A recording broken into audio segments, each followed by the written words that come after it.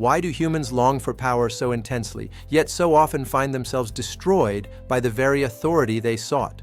The history of mankind is a relentless cycle of the rise and fall of power, from ancient empires to modern corporations.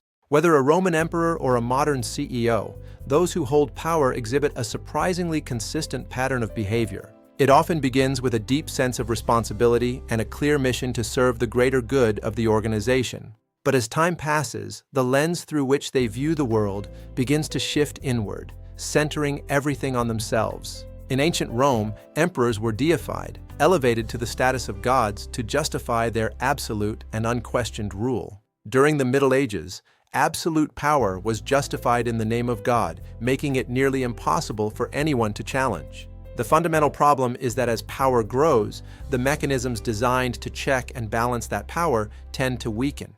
Power is not just influence, it is a force that changes how a leader interprets reality itself. Research from Harvard Business School suggests that as individuals gain power, their ability to understand others' perspectives diminishes. They become less attuned to the needs and viewpoints of those they lead, creating a dangerous cognitive gap.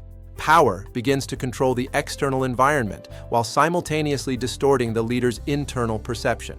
The moment this distortion starts, the leader stops seeing the world as it is and begins seeing the world they want to see. This is the precise point where the journey toward downfall begins, hidden beneath the surface of apparent success. We see this cycle repeated in modern society, where once great corporate leaders lead their organizations into crisis. Driven by excessive confidence born from past wins, they overlook critical risks and ignore the warnings of their teams. Power is a tool to solve problems, but it can just as easily become the very source of new, catastrophic issues. The core insight is this: power does not necessarily corrupt a person, rather, it magnifies who they already are. A person's inherent tendencies and ways of thinking are amplified and projected onto a larger scale through power. Research in behavioral science at Stanford shows that people in power tend to drastically overestimate their own judgment.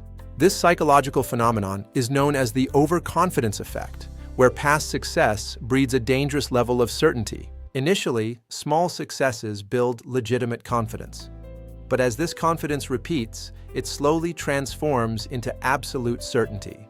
And the moment that certainty becomes absolute, all criticism is ignored, and reality is conveniently reshaped to fit the leader's ego. Ultimately, power is not destroyed by external enemies, but by the internal illusions and miscalculations of the leader. This is why history's most formidable powers have often collapsed not from external pressure, but from internal decay. The true danger of power does not lie in the outside world. It lies deep within the character of the one who holds it. Let's look at two specific examples that illustrate this profound truth in both history and business. The first case is of a legendary emperor who was once a brilliant strategist and a humble listener. In his early years, he actively sought out the advice of those around him and analyzed reality with cold, hard logic. Because of his openness and strategic depth, his empire grew at an unprecedented pace, reaching new heights of prosperity. But as the years of success piled up, he began to see himself as an absolute, infallible being who no longer needed counsel. Criticism was banished from his court, and only blind loyalty remained.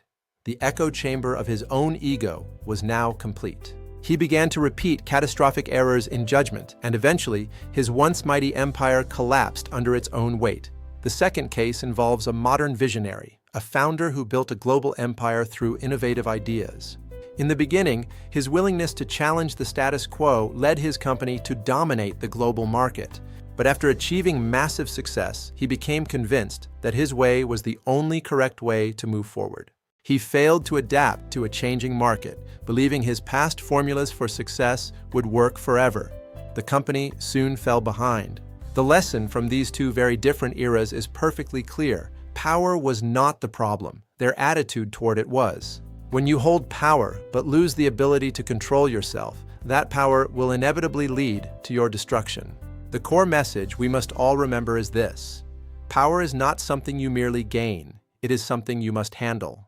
The ability to maintain power in a healthy way is far more difficult than the talent required to acquire it in the first place. Before you can hope to lead others or control external circumstances, you must first learn to master yourself. A truly wise leader does not seek to expand their power indefinitely. Instead, they create systems that limit their own reach. They actively invite criticism, welcome different perspectives, and constantly check their own biases and assumptions. This constant process of self-examination is the only way to prevent power from turning into a destructive delusion.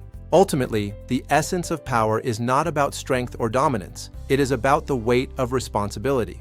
The very second you forget that responsibility, the foundation of your power begins to crumble beneath your feet. There are 3 fundamental shifts in perspective that you can apply to your own life and leadership today. First, understand that power is a duty to serve and a structure of responsibility, not a trophy of personal achievement. Second, develop a rigorous habit of checking your own judgments and inviting others to point out your blind spots. Third, maintain strict standards of self-control, ensuring that you manage your own ego as carefully as you manage your assets. Remember this, power does not elevate you to a higher state of being.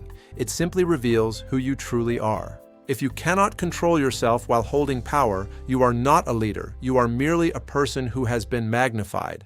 An enlarged copy becomes blurred if the original is not sharp. The same is true for a life magnified by power without focus. Power is a profound test of character.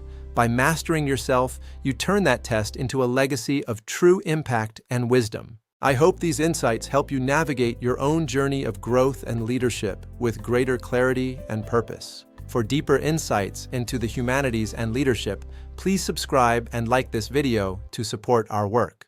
You can reach out to me, Dr. James Coe, at k90391198.gmail.com for collaboration or inquiries about my books and research. I look forward to sharing more profound insights that will enrich your soul and guide your future decisions. Stay connected with these topics: power paradox, leadership psychology, self-mastery, historical insights, James Coe humanities, and the nature of power. Explore further with these search terms to deepen your understanding of the hidden risks and rewards of authority. May your journey be filled with wisdom and your leadership be guided by the light of true responsibility. Thank you.